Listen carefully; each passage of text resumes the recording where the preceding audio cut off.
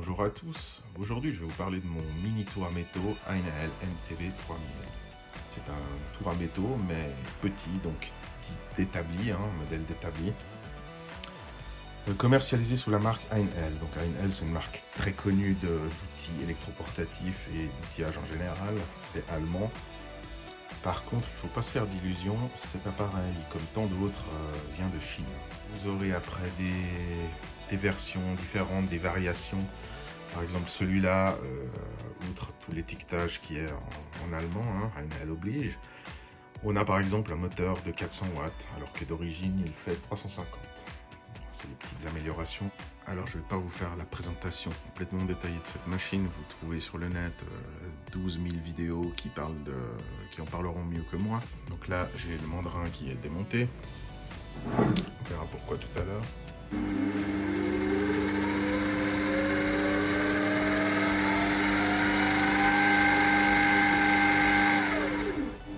Ok.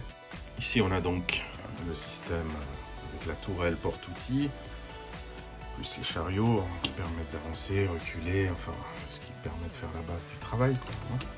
Ça avance soit manuellement, ou alors, si on embraye ici, ça va tourner avec la vis mère pour autant qu'elle soit embrayée. La tourelle porte-outils, alors perso, je l'aime pas du tout, parce que c'est à croire qu'elle n'a pas été faite pour ce tour, enfin, en tout cas pour moi. Je précise d'entrée, je suis pas un pro du tournage ou du fraisage ou quoi que ce soit. Je fais ça uniquement en amateur. Maintenant, amateur ou pas, il y a des choses qu'on peut remarquer qui jouent pas. Et là, perso, cette tourelle, je l'aime pas du tout. Donc, elle est munie de 4 faces. On peut mettre théoriquement 4 outils, mais bon, on va en mettre 2 par 2 évidemment, de chaque côté. Et pour changer ensuite, il suffit de tourner pour choisir le bon outil au bon endroit. Et après, on resserre comme ça. Pourquoi je l'aime pas? Tout simplement parce que j'ai l'impression que ici c'est pas la bonne hauteur.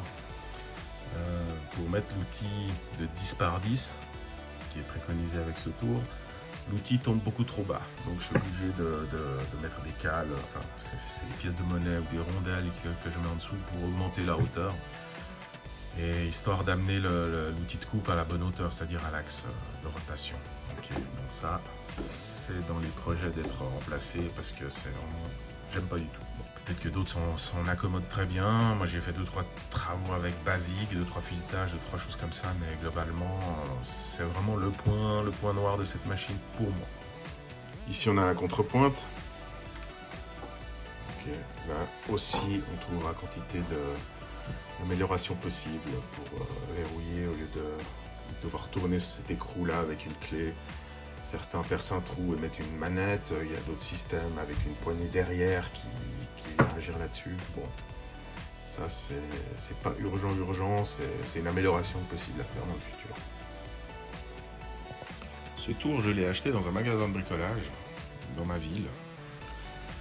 À une époque où on pouvait encore trouver ce genre d'appareil dans les magasins. Actuellement, on a un grand vide à ce niveau-là dans les magasins de bricots chez moi et ailleurs, d'après ce que j'ai pu voir.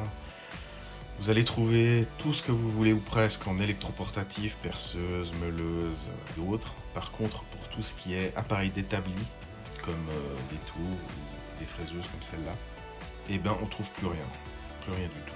On est obligé de se tourner vers l'avant par correspondance, faire venir des appareils par transporteur et compagnie, c'est lourd, etc. Pareil pour les accessoires, on trouve plus rien en magasin, alors qu'avant on trouvait quand même le minimum. Je ne sais pas pourquoi, peut-être c'est pas rentable, ou pour d'autres raisons qui me sont inconnues. Les magasins d'ici, enfin les magasins de bricolage en général, ne vendent plus ce type d'appareil et c'est bien dommage parce que c'est un peu par hasard que je l'ai trouvé là-bas, le prix n'était pas trop élevé, je l'ai pris direct. Voilà. Chose que si j'en ai pas un besoin précis, je vais pas aller sur internet pour en acheter un. Vous voyez le truc? Là je l'ai vu, en gros ça m'a donné envie d'acheter ça et de m'y mettre gentiment pour apprendre. Parce que comme je vous l'ai déjà dit avant, je suis complètement novice, amateur, autodidacte et j'ai absolument pas de formation dans des métiers techniques comme ça. Donc heureusement que internet existe et spécialement un certain site qui va de A jusqu'à Z. Je fais pas de pub gratuite ou quoi que ce soit, mais c'est juste que là, franchement, si on veut commander du matériel rapidement, des matériel d'hiver rapidement et assez efficacement, avec des bonnes possibilités de renvoi, d'échange, de remboursement et tout ce qu'on veut, bah, j'avoue que j'ai pas trouvé mieux que ça à l'heure actuelle.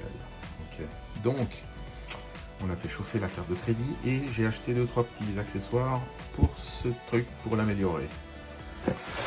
Donc on va ouvrir le premier paquet et voir qu'est-ce qu'il y a là-dedans. Honnêtement, je me souviens plus de tout ce que j'ai pris parce que voilà, j'ai trop de trucs. Donc on va voir. Ça va être un peu la surprise pour moi aussi.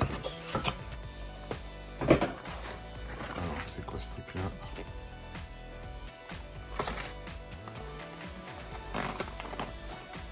Alors c'est pas pratique de bosser à une main. Pas de support pour ce téléphone, donc je me fais un petit peu chier, vous m'excuserez d'avance pour les mouvements parasites que je vais faire, mais voilà, on fait comme on peut. Alors, qu'est-ce qu'on a là? Ok. Des porte-outils, porte-plaquettes de carbure en fait. Parce que vous avez des outils basiques qui sont des outils en acier rapide, là, qui vont bien pour travailler l'alu et puis certains aciers doux, mais voilà, c'est fragile, ça casse vite suivant la matière qu'on utilise, donc il n'y a pas de miracle, on va se tourner vers des outils un peu plus costauds. Ok, donc c'est 3 barres à léser que j'ai commandé, avec ici des plaquettes qui servent à faire des filetages. Vous vissez ces plaquettes au bout de vos barres. Alors, ce qui est assez curieux avec ces barres, et ce qui est assez marrant, c'est que la graisse qui est dessus, normalement c'est de la graisse qui pue, et ben voilà, pas du tout. Là, non, c'est parfumé, limite très agréable. On dirait de l'huile pour le bain, ou je sais pas. Enfin, bref, ça change de cette graisse de merde qui pue et qui recouvre tous ces outils en général quand on les achète. Deuxième paquet, alors c'est un truc assez plat, je pense savoir ce que c'est. Ça doit être un livre.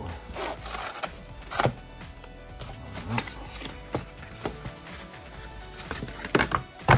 Et voilà. C'est un livre en anglais, bon, voilà. Un livre appelé le Mini Tour, donc qui parle spécifiquement de ces machines dont on parle au début, qui existent sous tous les noms, toutes les appellations et toutes les couleurs possibles. Voilà, j'aimerais juste le lire. Ok, le dernier paquet qui est un petit peu plus gros que les autres. Celui-là, j'ai une vague idée de ce qu'il contient, mais plus trop dans le détail, parce qu'en fait, le problème, c'est que on commande tellement de trucs sur cette connerie de site que pour finir, on ne sait plus trop ce qu'on commande. Même si c'est bien évidemment des trucs indispensables, à 100%, on est d'accord. Il y a deux choses.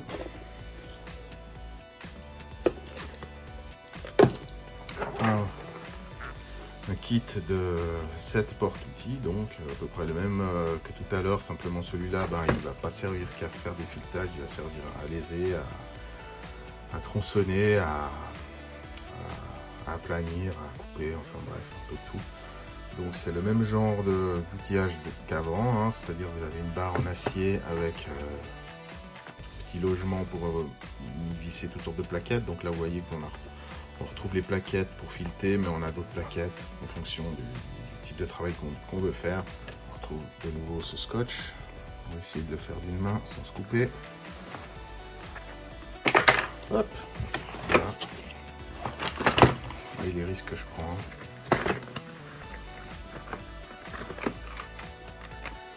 Et ils sont encore collés ici. Voilà. Donc on a nos petites plaquettes. Ok. Et puis on a les outils avec cette même odeur agréable dont je vous ai parlé tout à l'heure. Ça sent aussi, ça sent très bon. Donc on va en ouvrir un. Donc pas de miracle, c'est exactement le même genre de truc avec la clé emballée. Et voilà, on a un ici. Voilà, très joli, enfin bon, joli. C'est chinois, mais voilà, de nos jours, à part des outils hors de prix qui sont fabriqués en Allemagne et aux États-Unis, que voulez-vous, on a que la Chine vers qui se tourner pour avoir à peu près tout ce qu'on veut à prix normal, on va dire. Les produits qu'ils ont utilisés sont vraiment très bons, ça change même de la pièce d'à côté là que j'ai été regarder en douce, qui sont déjà la graisse dégueulasse. Voilà, ce petit truc parfumé là, c'est assez génial. Bon, c'est un petit détail, mais je trouve ça sympa. Voilà, vous avez ici toutes les références des outils, hein, c'est des références à la con pour quelqu'un qui n'est pas initié. Les 7 petites plaquettes, mais on peut en mettre d'autres. Hein, enfin, voilà. On les trouve sans problème au détail. Là encore une fois avec des références, il ne faut pas se planter parce qu'il y a 12 000 références et puis pour moi même c'est un petit peu compliqué même de m'y retrouver. J'y arrive mais avec peine. Et voilà le dernier truc que j'ai pris donc. Qu'est-ce que c'est que ça? Voilà. C'est une pince ER32 au format mandrin 80 mm. Voilà. C'est magnifique, c'est très très joli. Et ça vient donc se fixer sur la broche à la place du mandrin. Okay, donc ici vous avez l'encoche pour bloquer le mandrin pour ensuite pouvoir dévisser l'écrou. Et puis après vous mettez une pince correspondant au diamètre de la mèche ou de la pièce que vous voulez mettre là-dessus. Donc là on est obligé d'enlever le mandrin qui est ici. Voilà, le mandrin d'origine qui fait 80 mm, c'est petit pour un mandrin. Enfin franchement, c'est limite pour faire du modélisme ou des toutes petites pièces, mais on peut pas faire beaucoup mieux. Alors il y a moyen d'arranger ça, on le verra plus tard, mais pour l'instant, voilà, c'est ce mandrin là, ce truc là, il vient à la place. On peut le mettre ponctuellement. Et j'ai choisi ER32 parce que c'est exactement ce que j'ai sur ma fraiseuse. Donc ces fraiseuses là, je ferai peut-être une vidéo aussi là-dessus. C'est des fraiseuses qui viennent du même endroit que les tours à métaux, c'est chinois. Évidemment, il faut faire plein de trucs pour améliorer cet appareil, mais de base, on va dire qu'on a une bonne base de travail. Évidemment, le premier truc que j'ai fait là-dessus, c'est que j'ai viré ce mandrin de perceuse de mauvaise qualité pour mettre des pinces qui permettent d'avoir une bien meilleure rigidité, une bien meilleure précision et surtout qui permettent de faire du fraisage, chose qui ne permet pas le mandrin d'origine qui fait que percer en fait. Voilà. Donc, vu que j'ai ce coffret de pinces en ER32, j'ai continué sur la lancée, j'ai pris du ER32, comme ça j'ai pas besoin de racheter un coffret de pinces. Enfin, ça c'est quand même pas donné si on veut de la bonne qualité. Le truc est bien fait, hein. Franchement regardez-moi ça. C'est bien usiné, il n'y a rien à dire. Bonne qualité, ça rentre comme papa dans maman là-dessus, on sent il n'y a aucun jeu. Ok, et on a fait le tour des trucs, des petits accessoires que j'ai reçus aujourd'hui. Et puis on va se voir un peu plus tard et puis surtout ailleurs chez un pote à moi qui a le même tour que ça. Pour une commande qui viendra pas d'Amazon pour une fois, mais qui viendra d'un autre fournisseur. Alors on se voit tout à l'heure. A plus, ciao ciao.